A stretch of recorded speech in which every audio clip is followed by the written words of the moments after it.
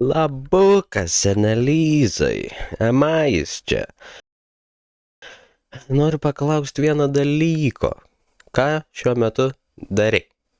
Nes kažkaip tu turėjai ateiti iki manęs. Tai gali būti pro prenumeratas, tai gali būti per tiesiog įdomumą thumbnailo, galbūt idėja kažkokia kita patiko mano, atėjai dasigi. Galbūt, kas turbūt yra labiau realu, kad tu čia pirmą kartą. Nes aš dabar kol kas nedaug turiu vaizdo įrašų ir panašiai. Noriu padaryti vieną greitą eksperimentą. Ką šiuo metu darei, kad atėjai iki manęs? Ką turiu omeny, ką dar darei šičia? Nes kažką turėjai daryti YouTube'ai, kad ateitum iki šito vidoso, kad pamatytum mano thumbnailą. Ir tiesiog noriu paklausti, ar tai, ką tu šiuo metu darai, ar tai kokius shortus žiūrėjai ir jie tau atsibodo, ar tai kokį vaizdo įrašą turėjai pažiūrėti, norėjai pažiūrėti, nes tau patinka tas creatoris, ar kokį podcastą klausysi ir dabar jau jis pasibaigė ir atėjai pas kažkokį žmogelį, kuris kalba biški su savo mikrofonu prieš savo telefoną.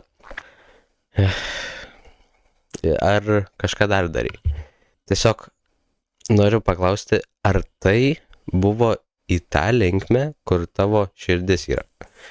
Ką turiu omeny? Turiu omeny, ar va taip darydamas ėjai link savo svajonės. Tai gali būti belia kokia svajonė, didelė, maža, nesvarbu. Galbūt su darbu susiję, gal su projektais, galbūt su kokia meilė, seilė, gal dar su kažko. Ar tai buvo į tą pusę? Jei ne, tai ar čia buvo laisvalaikis? Ar laisvalaikio ne per daug? Ar dar kažkas? Ar gal dar kažkas? Gal kažkas nepasisekė ir tu nuėjai į čia žiūrėti kažkokio creatorio kito? Ir paskui atėjai pas mane. Ką turiu omeny, tai kad tiesiog pažiūrėk, ką darai.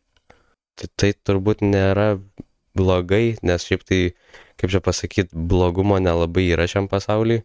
Yra tik tai nesusipratimai, nesusikalbėjimai. Bet tiesiog pažiūrėk, ar į tą pusę.